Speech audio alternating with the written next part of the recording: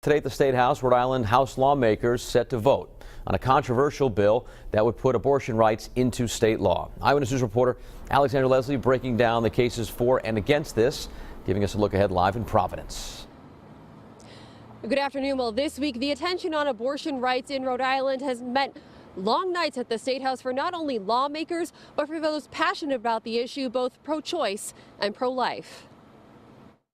I think it's close. House Chairman Robert Craven saying earlier this week he thinks tonight's expected House vote on the Reproductive Privacy Act will be a narrow one, but thinks the bill will still pass. Earlier Tuesday, the abortion rights bill was just narrowly passed out of the House Judiciary Committee in a 9-7 vote.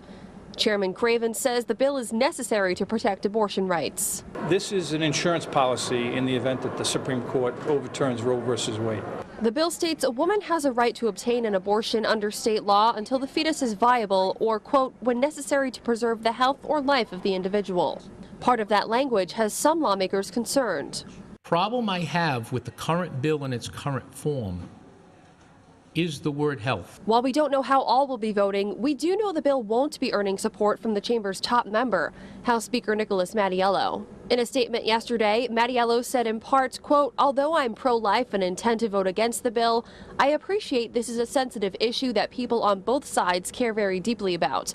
I'm mindful that 70% of the people in a poll conducted last fall support the codification of Roe v. Wade into state law. Other opponents of the bill are expected to offer amendments to it during tonight's House floor debate. And Eyewitness News will be here tonight for tonight's House vote on the floor. Now, if it passes, the focus will then shift back to the Senate Judiciary Committee as it's still scheduling its own vote on another abortion rights bill. Reporting live from Providence, I'm Alexandra Leslie, Eyewitness News.